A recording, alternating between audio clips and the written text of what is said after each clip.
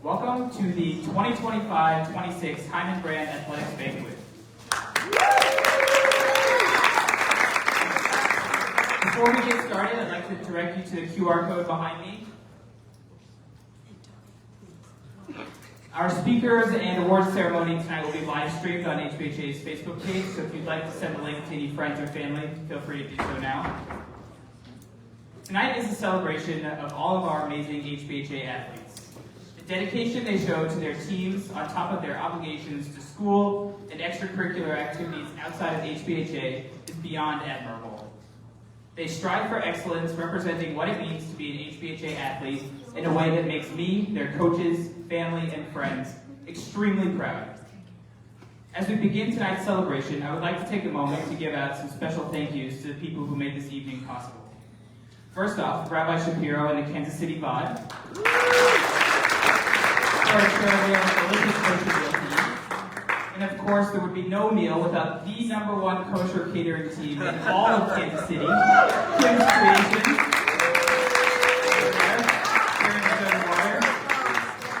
To the JCC maintenance team for setting up our room tonight. Becca and Aaron Zitron, Carol Berg, and Liz Ellis for creating this beautiful space for us to celebrate in. To our coaches who made playing HBHA sports so much fun. And lastly, to each and every one of our athletes, who, for me, make this the best job in the world. So,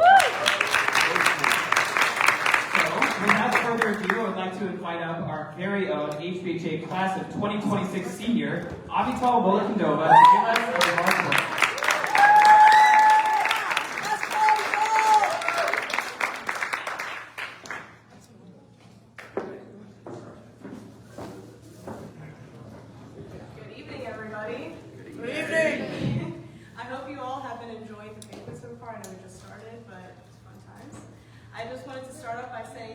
To our wonderful athletic director, Sam Matzel. Wonderful job putting together the 2025-2026 season and bringing a new sport to the spring, shoutout golf. I can speak on behalf of all the athletes and parents here for our gratitude for your efforts and organization for each and every season. Athletics has taken a huge step since you joined HBHA, and we love to see you grow.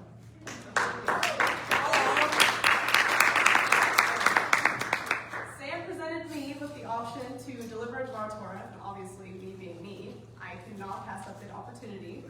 And so this week's portion is a very special one, very fitting to this special event. The parsha is Behar Behukotai, a double portion, which is the last portion for Sefer Vayikra. To really stick with the end of the season idea, I'd like to focus my attention on Behukotai's half of the parsha. In that half, God promises that if the people of Israel will keep the commandments he declares throughout Sefer Vayikra, they will enjoy an abundance of material and live in their homeland with security. In addition, he also gives them a harsh warning of exile and other negative consequences that will be as a punishment to them if they abandon the covenant with him. The parsha also focuses on the rules on how to understand the values of different types of pledges made to God in the midst of harvesting produce and livestock. Something that piqued my interest was the last verse in the parsha. It says, Ela hamitzvot asher tzivah Hashem et Moshe el bnei Yisrael b'Har Sinai. Quote, these are the commandments that God commanded Moshe to tell the Israelites at Har Sinai. Something seems awfully familiar to us athletes about this verse. Just as God commands the Jewish nation, our coaches command us at every practice and game. Hashem wants his people, the people of Israel, to learn, live a righteous life, implement mitzvot, and improve their lives. The way he could encourage this goal while still having presence through prophets and life-altering miracles was through his commandments. I truly believe that our coaches get inspired by Hashem in this sense. After Moshe had informed the people of Israel of all the commandments, commentators say you could see the uplifting spirituality radiating from Moshe and the people. Just as you complete a goal, you get a feeling of satisfaction. Besides the value of Torah, that satisfaction is something we can share with the ancient Jews. Once we reach the end of the season, or rather the end of sports year and all, we come out refreshed with improved skills, sportsmanship, a new level of ruach, and powerful relationships. Similarly, once all the new commandments were relayed to the Jewish people, they came out anew, improved spirituality, a drive for purity, and a developing relationship with Hashem. Us athletes go to practices ready to execute drills, learn new skills over time, gain experience, and to enjoy ourselves, all at the word of our coaches. Whether it's conditioning, skill development, or even watching film, every little thing we're told to do is only in our best interest to develop as a player and a person. As a parallel, every little mitzvah in the Torah is meant to develop the individual into a better person, both physically and spiritually. If you repeat an action or embrace a certain behavior for long enough, it becomes a habit. After multiple practices and games, you may begin to see improvement. That improvement sticks with you. It's like learning to swim or to ride a bike. And the same applies to the character traits you get from sports. For instance, teamwork. You adapt to other people's abilities and learn to enhance each other's performance through shared experiences. Resilience. Losing is inevitable. Injury isn't always preventable. And having something not go your way is a guarantee. However, the actions and behavior you embody after a negative experience heavily defines your ability to get back up on your feet and improve. As my coaches always told me, forget it and focus on the next play. Discipline. The dedication and commitment you put into the season only benefits you in the end. You're taught self-control, uniformity, and so much more.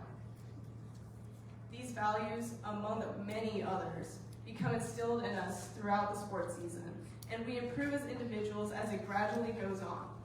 They truly define for us what it means to be a Ram. Representing our school, we show tenacity, most definitely perseverance, leadership, humility, and respect. We set an example for other schools and show what it means to truly be a Ram. A win or a loss, we still display our teamwork and our will to keep fighting. There's a saying that goes around our school quite a bit. It goes, once a Ram, always a Ram. And we have alumni here who exemplify just that. This is proof of how these values stick with you throughout life.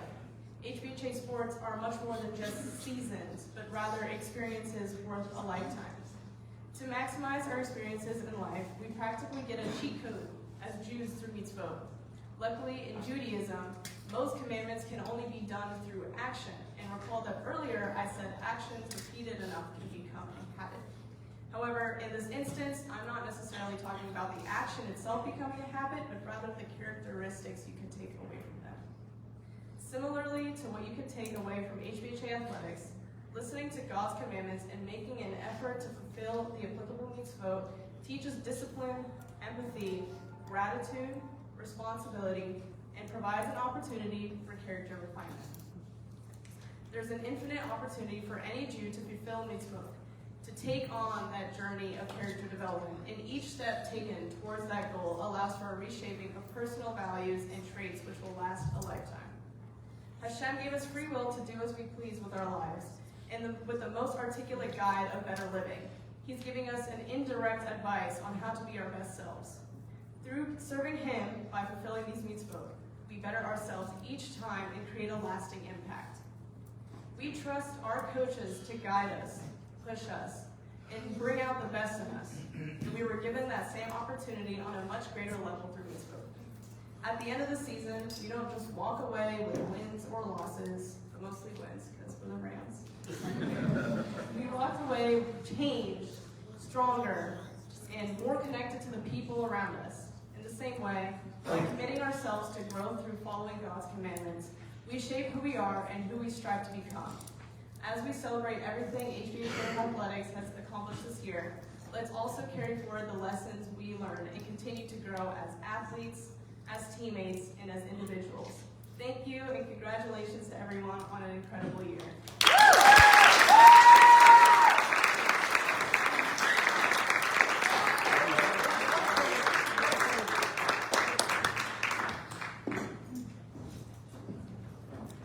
Wow, that was awesome. Give it up one more time for our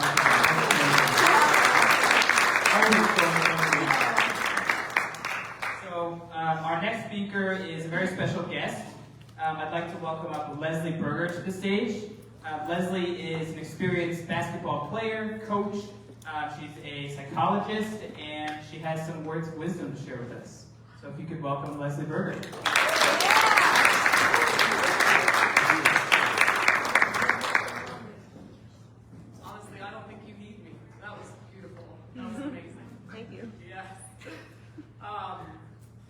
Well, standing here right now, my heart is pounding.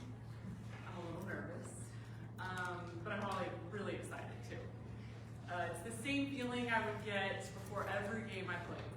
A mix of excitement, pressure, and that inner voice that would say something like, you better perform well. And just so you know what you're up for tonight, I'm a therapist and a basketball coach. So that means I'm going to do a combination of a motivational speech, some light emotional breakdown, and possibly some unsolicited coaching. You're welcome. But before we go any further, I want you to know that I will ask you to participate. Nothing crazy, just some waves of hands and some claps will suffice. Because a quiet gym is a losing gym. That's your first nugget, coaches. So let's get started. I first want to congratulate all the athletes in the room, so please stand up. Yes, you can get up. And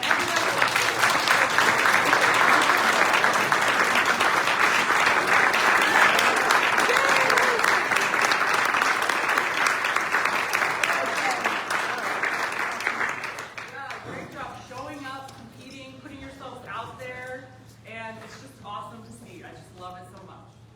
So for those of you who don't know me, I am a licensed clinical therapist. I work with children, teens, and young adults.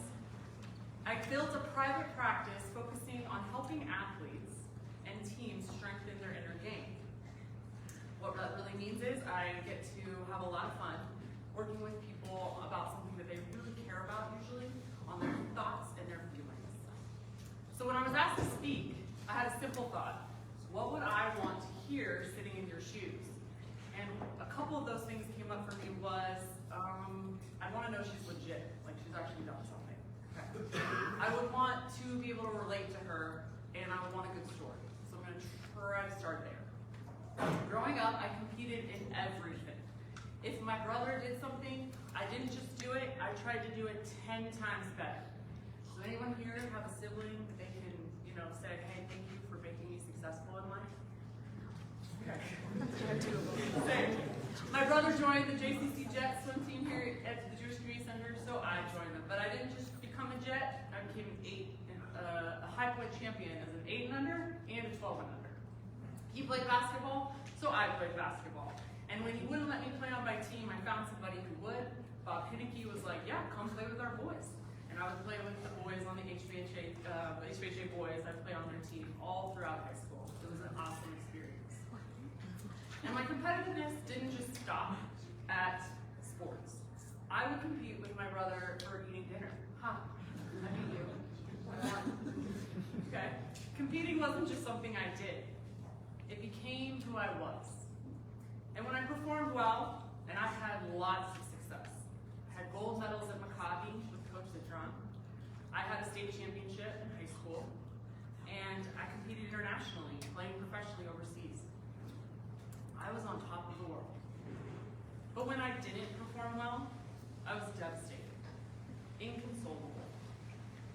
My dad, poor dad, he had to watch me play every mistake over and over in my head with elite level visualization skills. And I used to torture myself with that. So quick show of hands, who has an inner critic here? Or maybe your inner critic is saying, don't raise your hand. Mine was loud and it was convincing. So early on, I made a deal with myself and I didn't even know it. If I play well, I'm a great person. If I mess up, I'm not good enough. Not just I made a mistake, it was, what were you thinking? And you aren't good enough. And that's an exhausting way to live. So what did that look like throughout my life? Well, as an athlete, I knew how to win, and I loved winning. But I couldn't tolerate losing, so I chased winning. I went to Washington University in St. Louis. They had won, they had won 4 national championships in a row. They had an 81-game winning streak. Perfect, right? And then I got there, and we lost. Every year to the eventual national champion. I'm still not bitter, right? And I was convinced it was because of me.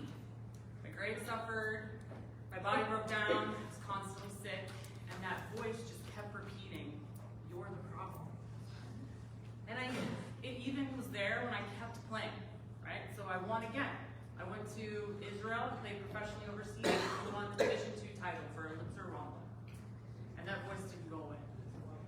one point, it got so loud, I walked away mid-season from my dream of playing professional basketball.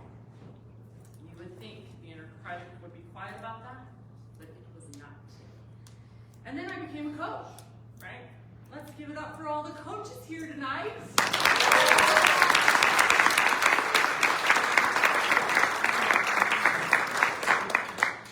You would think maybe I'd figure it out by then, right? No, I'm not shooting the free throws. I'm not doing the layup. Nope.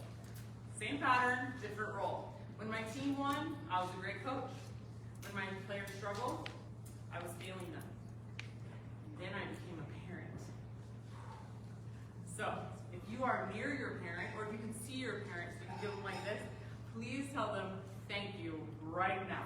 Everybody turn to their parent and tell them thank you. Yes. Oh, I love the hugs. Yes. Without them, you are not here. And being a parent is the most rewarding and challenging role we will ever do. It's amazing. And it's really funny how I thought I was going to be this kind of parent, right? You think that, oh, I'm going to be that kind of parent. And then you become a parent, and that idea is totally gone, right? Anybody? No.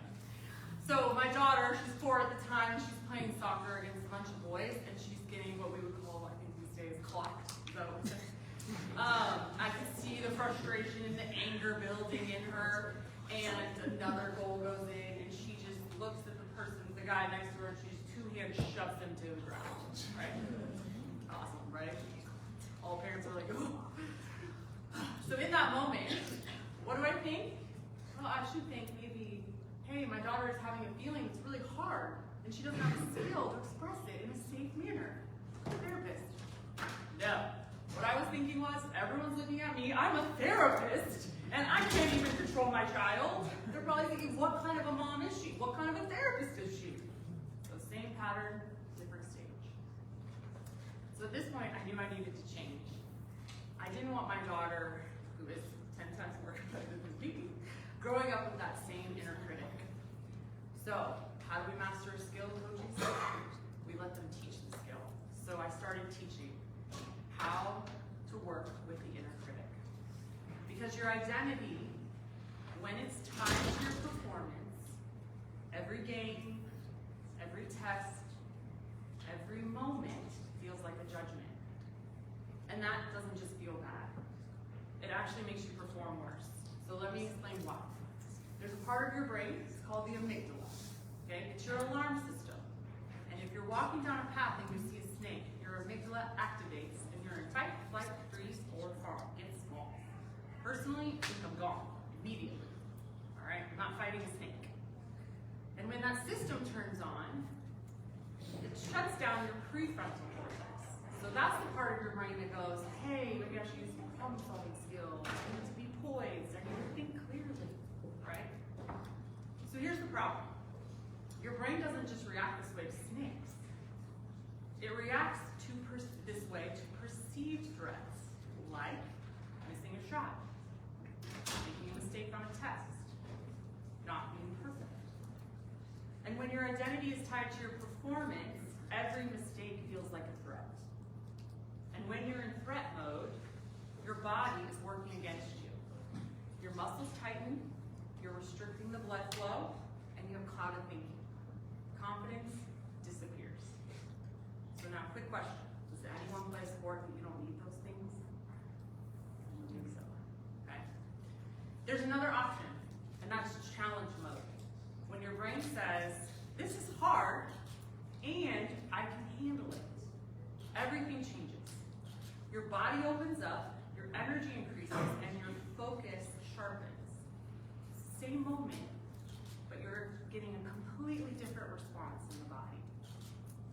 So, the work I do now is helping athletes separate their performance from their identity, because performance is not the verdict. It's data. Data you can use, not a definition you have to carry. So what does that look like now? Well, I was asked to speak today, 3 days ago. And, writing and performing a speech and getting your daughter to 6 soccer games one weekend, that could be a challenge or a threat.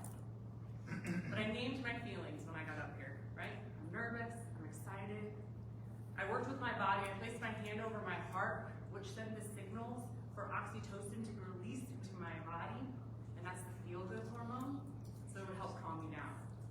And my inner critic said, what a cool opportunity. Show up, collect some data on your presenting skills. Because my job is not perfection. My job is to stay in it, to keep showing up, to keep doing the work. Like your identity. It is so much bigger than your stat line. It's bigger than your wins. It's bigger than your losses. It's in how you show up, how you treat people, which is already said, how you respond when things don't go your way, who you are becoming. So here's what I want to leave you with tonight, and I wish I had heard it when I was your age. You are not your last game. You are not your worst moment. You aren't even your best moment. You are something far more interesting than that. You are a work in progress. And that is where your power is. Thank you for letting me be a part of this tonight, and congratulations to you all, not just for what you've achieved, but for what's to come.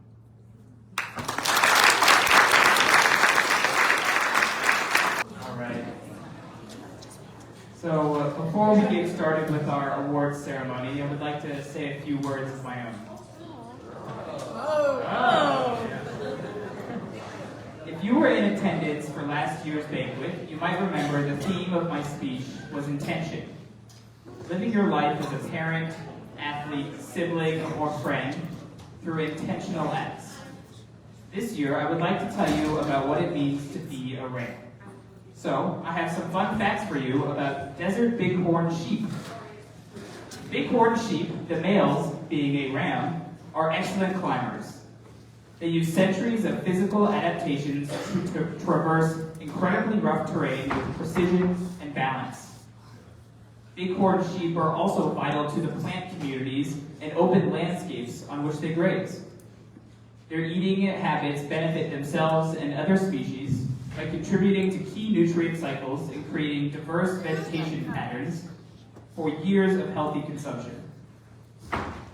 Finally, bighorn sheep are fiercely loyal to their herds, only venturing off to mate with the nice Jewish sheep across their pastures.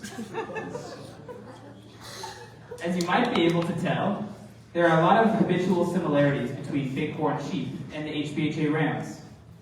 HBHA Rams are fierce competitors, always fighting for what we believe in, approaching the most intimidating situations with perseverance and bravery. We take pride in and respect our home, whether that be the classroom, court, field, or stage, remembering those who came before us and building up our community for those who are to follow.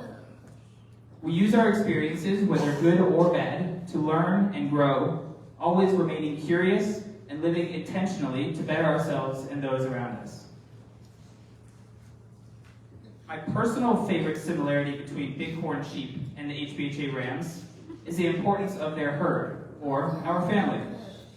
No other theme more consistently comes to mind than the close-knit, everlasting family that is HBHA. Walking through the halls, hearing teachers and students talking about the fun things they did that weekend.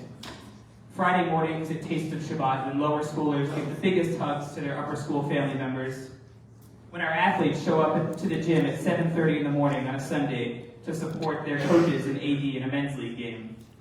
And when the entire school cheers on our seniors as they try to defeat the faculty in a basketball game on a random Wednesday afternoon. They failed. All the moments I just mentioned are the fabric that make up our school and our community. We love each other through thick and thin, always with someone who will have our back. It sets us apart from everyone else, not just our awesome test scores or impressive preparedness for college and beyond, but how we grow up learning what it means to be a part of something bigger than ourselves. How we create meaningful relationships, setting the standard for the people we choose to surround ourselves with. We instill an innate respect for where we came from, while simultaneously teaching us how to create our own paths, true to who we want to be. Just like the desert bighorn sheep, we cultivate, we adapt, We fight, we learn, we love, and we live. Because that's all there is to do. Tonight, we heard from Avital, HBHA class of 2026, and myself, HBHA class of 2016. We have numerous parents in the room who have braved the halls of HBHA before all of us. Multiple generations of Rams. I know, guys, I'm Gen Z just like you. Don't worry. We are all on our own journeys through life, and yet we find ourselves coming back to our family, HBHA. At the end of the day, your time here is finite, so cherish it, and never forget that as a Ram, you always have a home at HBHA. Thank you. So, please join me in inviting Coach Gabe Perez to give out our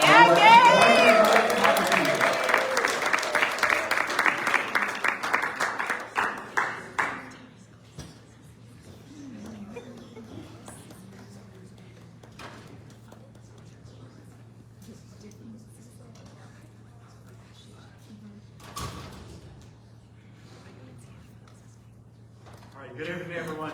Hi, it's such a pleasure being here with all of you again. As you'll remember, I'm horrible at public speaking. So this year, we're going to be honoring and giving some awards to 4 of our athletes. But I want to say that I am extremely proud of all of my soccer players. They fought hard. They are amazing athletes. I would say every game that we faced, it was a challenge. We were outnumbered. If you were if you visited some of those games, you would see a bus parking, 20 players getting out of a bus, and then it was just us, 9 on a bench. So it was like we were literally just sitting on one corner of the bench, and the whole team, the visiting team was just filling up the entire bench.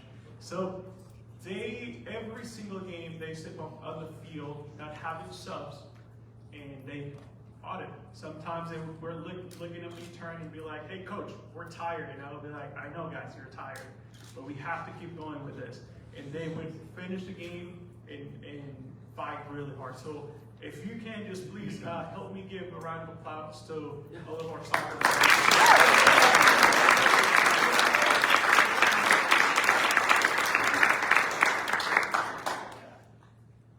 So we're going to start with Rookie of the Year. And for this year, we have Reese Paps.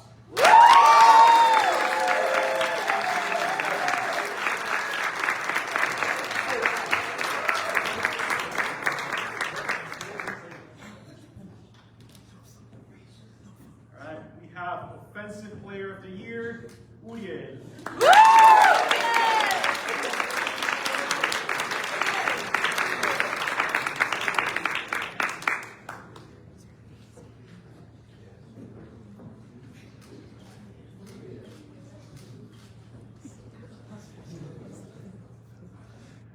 We have our Defensive Player of the Year, Eli Solomon.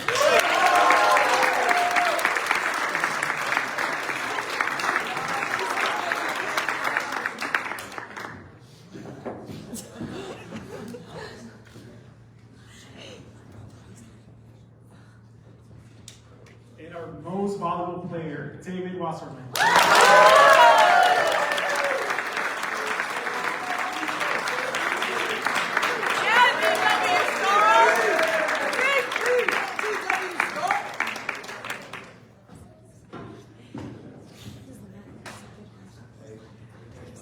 Thank you guys for getting to take a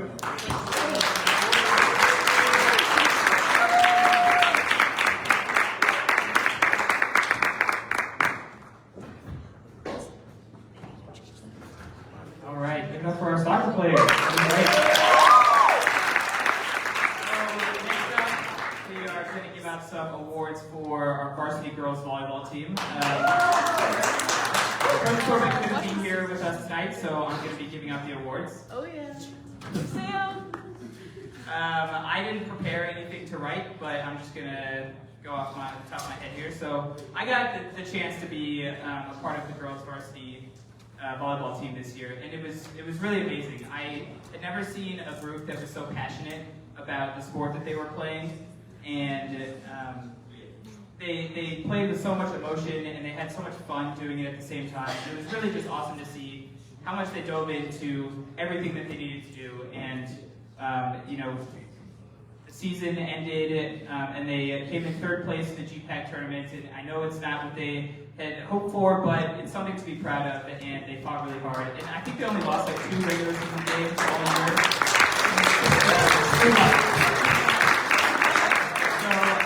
I'll start it up.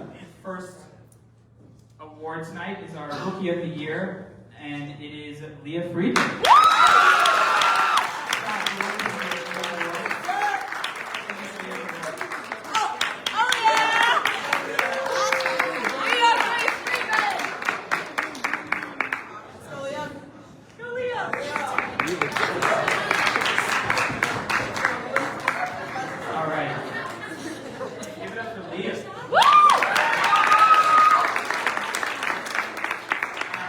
We have our Offensive Player of the Year, Naama.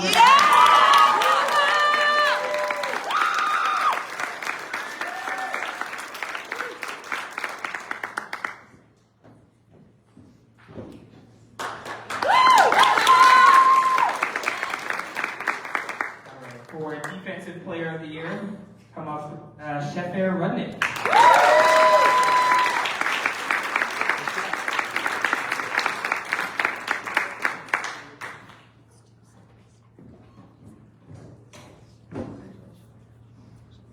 For our most valuable player, Gabrielle Sasha.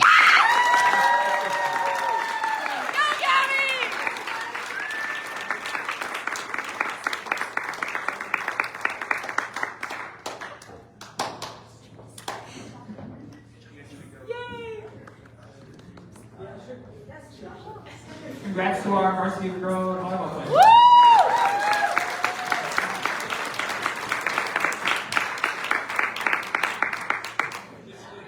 So for our next sport, I'd like to call up Ben Paps. We're going to be talking about cross country.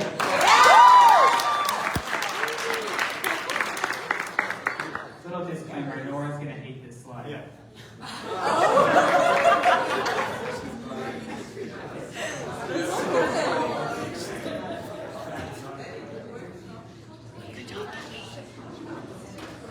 You hate the slides, you hate the speech.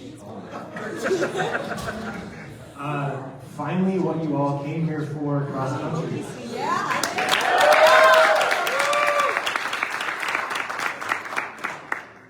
I went to a high school that was obsessed with football. I teach at a big high school here in Kansas City that has a huge football program, a huge basketball program. They actually have more success in cross country and track, and it doesn't get any of the attention. Should. Cross country is kind of underground. Part of my point here is that you all should join. You should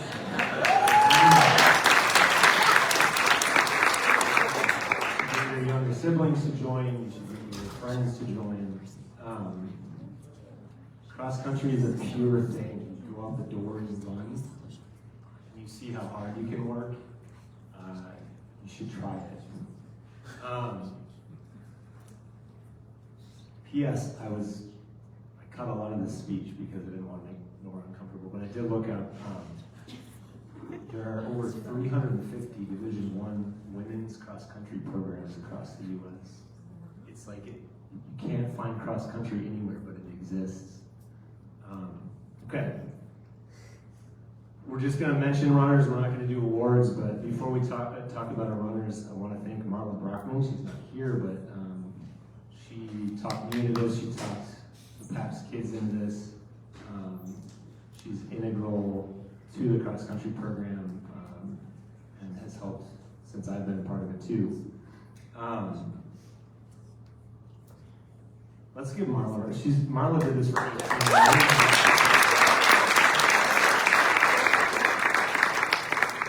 The whole team is also extremely grateful to have Kaylee Schwartzbard coaching. She puts work on hold and comes to practice. Couldn't have done it without her. I heard a rumor that John Schwartzbard is looking to land an assistant coaching position.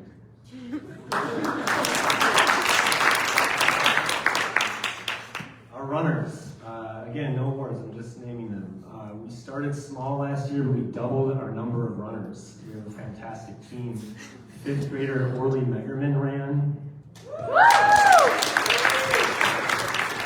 6th grader Colby Crashin ran. 8th grader Ellie Schwartzbart is here. Last fall was her 2nd season. Junior Nora Pabst ran. This past fall was her 6th season. Let me say that again. Nora's been running HBHA cross country since 6th grade.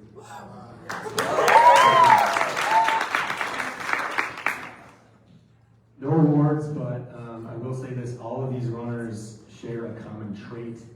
They have guts. We are really looking forward to the upcoming season, especially when a bunch of you and your siblings and friends join the team. Mr. Matzel, that's Sam, and HBHA and the whole team are excited to announce that the 2026-2027 season will be dedicated to Mr. Clower.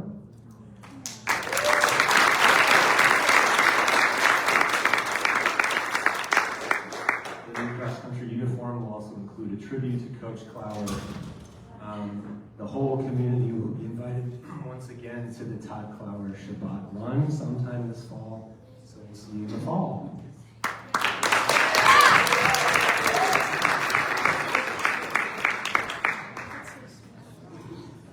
Thank you, Coach Ben. Just another little tidbit about cross-country. We run a GPAC cross-country race at the end of the season, and this year Nora got 2nd place in that race. Woo! Out of all of the Nora, 2nd place. All right, so moving on to our next team, we have Coach Tavis Turner giving us... Oh yeah,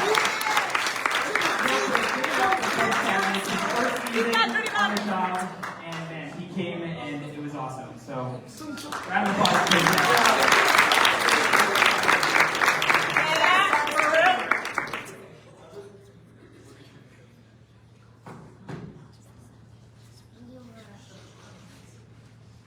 Good evening, everybody. This is a little short, sorry. I just want to start off by saying thank you to the players, the parents, and everybody who supported us this season.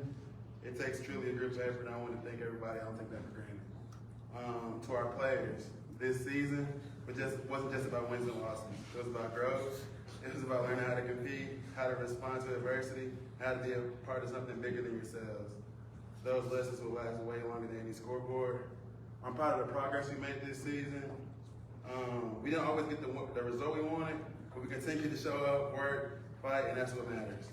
To our seniors, thank you for setting the tone and leaving your mark on the program. You helped build the standard for what's next. And everyone coming back next year is just the beginning. The expectation is higher now, so let's just keep working. Thank you for everyone making this season possible.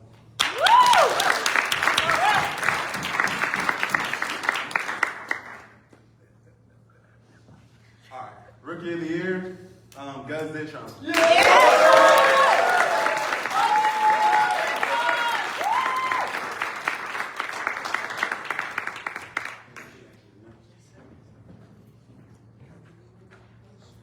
Offensive Player of the Year, Naftali T-Love.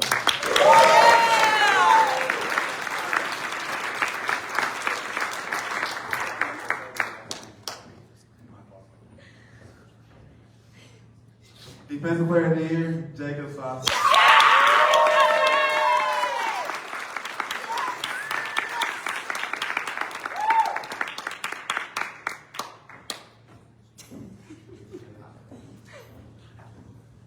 And then Most Valuable Player, Oriel.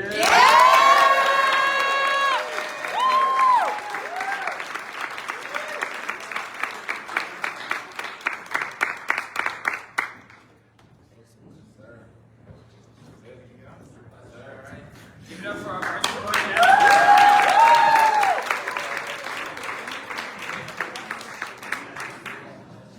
All right. Next up, we have Golan Silverman giving out our varsity girls. Yeah, go, go!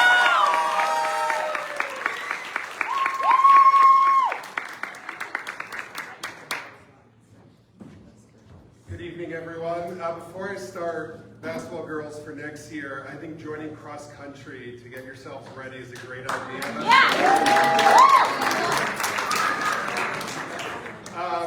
This is my second year coaching the varsity girls basketball.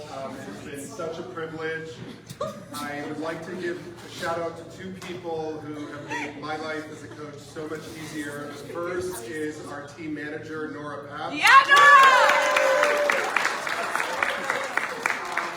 For those of you who don't know, I watch every game after we play it, and I go through the analytics of it. Nora has made that so much easier for me, keeping track of stuff, being there for the girls.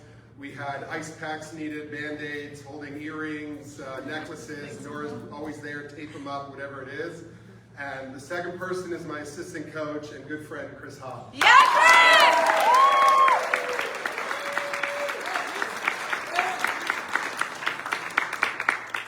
So I'll get straight to the awards.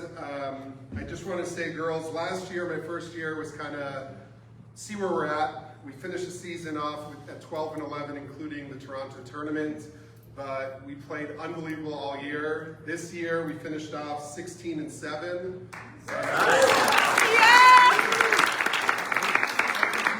Championship of GPAC, so it doesn't get much higher than that. That was amazing. It was a tough loss to an amazing season.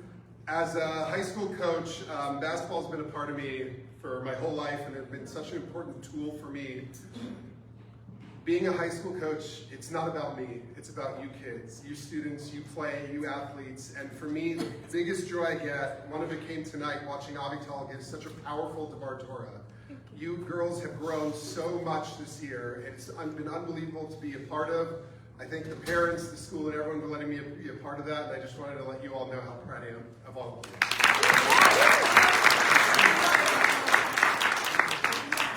So to start off, Rookie of the Year, we had a girl come in who wasn't sure she was going to play, had commitments to acting or doing other stuff. Finally, we convinced her to be a part of the team, and she came in, never complained. She did a lot of work with Coach Chris and really developed, scoring a couple times this year. It's been unbelievable to see, but our Rookie of the Year is Leah Friedman.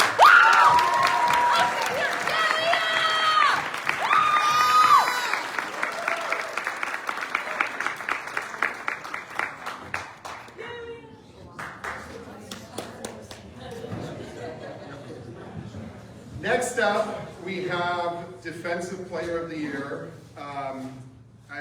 This person, I mean, I'm sure everyone might have an idea of who it is, but she gives her all, no matter what game.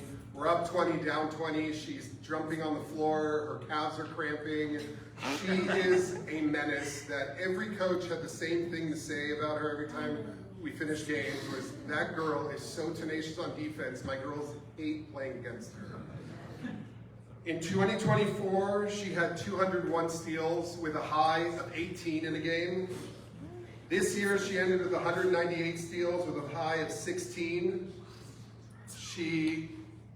Just her average over 2 years is 9 steals a game. It's just insane. Our Defensive Player of the Year is Saber Berger.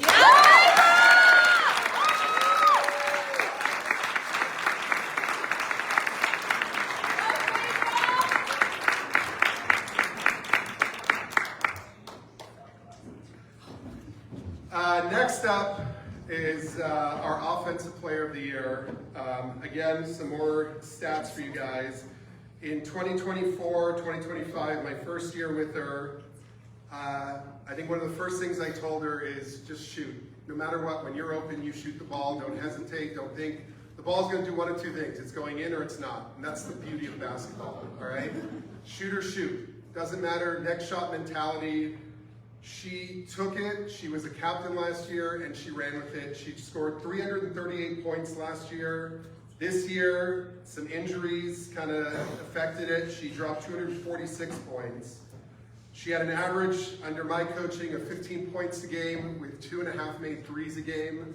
She always gave it her all. I know basketball isn't her go-to. Everyone knows her for her amazing dance, but she stepped it up. She was a role model, cheering when she was hurt, telling players what to do and not do. So our Offensive Player of the Year, Gabby Sauce. Yeah!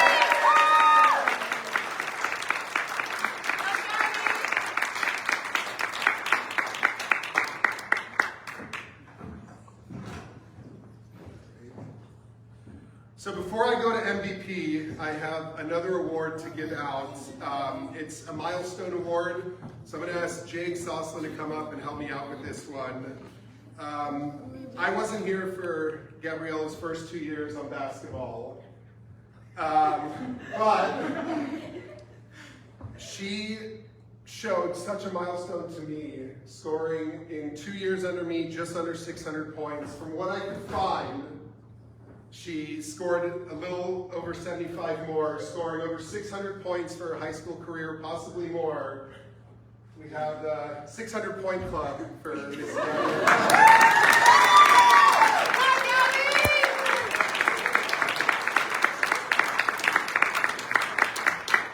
Now for our MVP this year.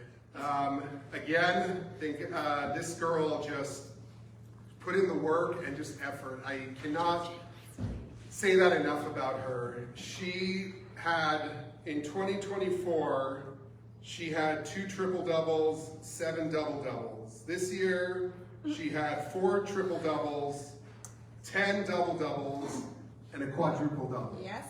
Our MVP for the 2025-2026 season is Sabre Berger.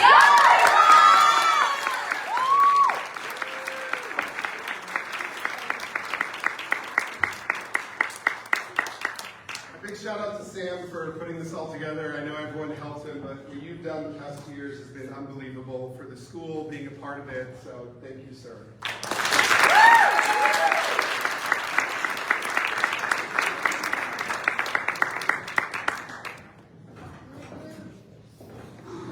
All right, give it up for our girls basketball players. You guys kind of see what happens when Golan goes rogue, buying his own trophies. I don't hold him back. He does what he needs to do. So for our next sport, I'd like to invite up Coach Adam Rich to talk about our new boys golf team.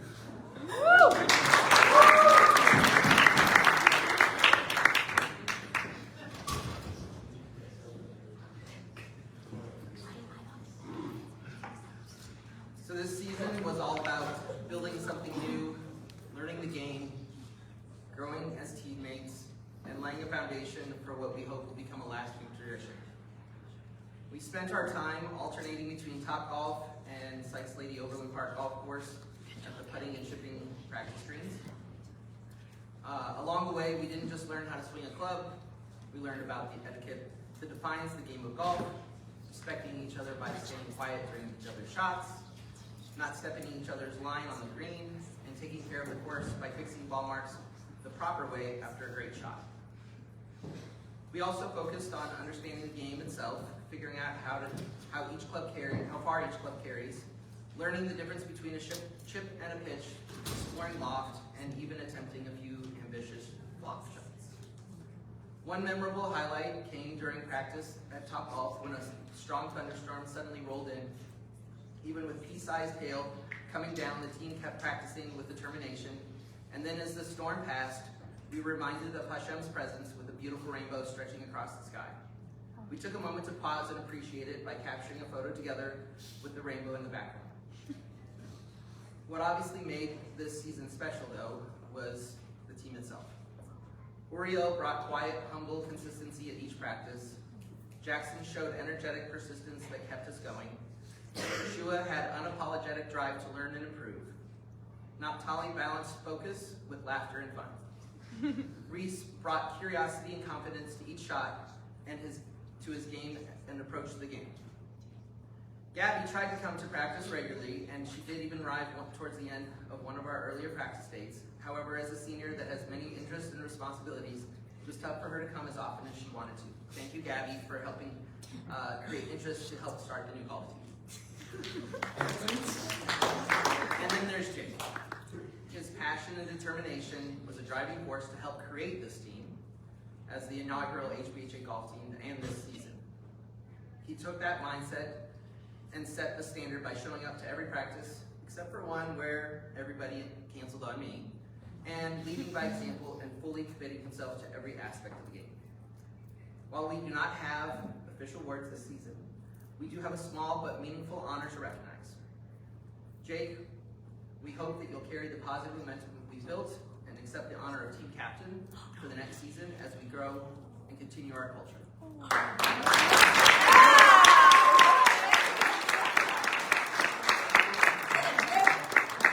All your hard work and dedication help our team grow and improve, and thank you for getting to where we are today. Thank you to the parents for trusting me to spend most afternoons with your children these past few weeks.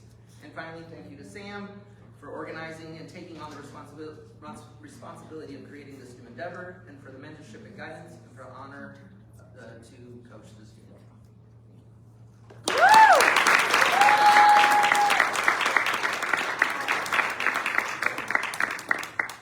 We're really excited to grow this golf team in the coming years. We were just doing practices, honing in on skills, and we're only looking upward for the coming years, so look out for more.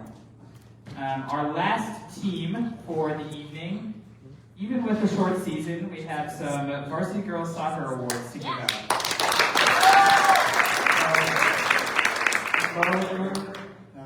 So Mo couldn't make it tonight, so I'll be giving out the awards. So real quick, let me just set the stage for the varsity girls soccer season. We had a bunch of trips and piss-off break that basically consumed most of the spring season. So our soccer season was about 3 weeks long. It consisted of 6 games originally scheduled. We ended up playing 3 of them. There was a couple practices a week that I think were decently attended, and people had a lot of fun, and it was a really good time. And even though it was short and not what we would usually do for a full-length varsity soccer season, our girls wanted to play, and it was important to me that if there was a group that wanted to play, to make it happen. So with the combination of some outside of HBHA players, we teamed up with Midland Adventist, and they gave us the players. We put together a roster, and we had a short but sweet season. So I'm really happy that we got to do that, and I'm going to give out some awards. So first off, our Rookie of the Year, we have 8th grader Golden Megerman.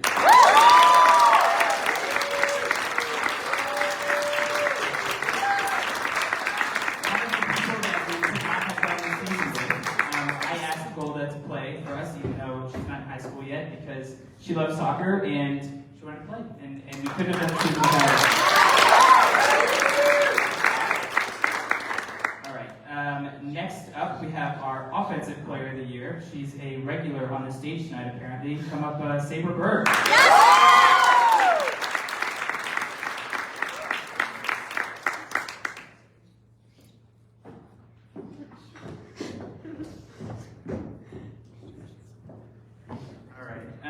Our Defensive Player of the Year, she's fierce, nothing scares her, and don't talk back to her because she will let you hear it. Emily Stang.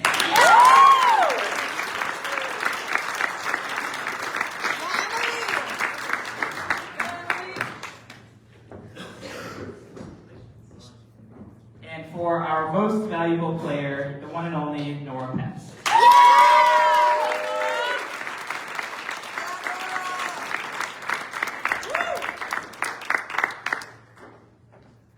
Give it up for our varsity girls.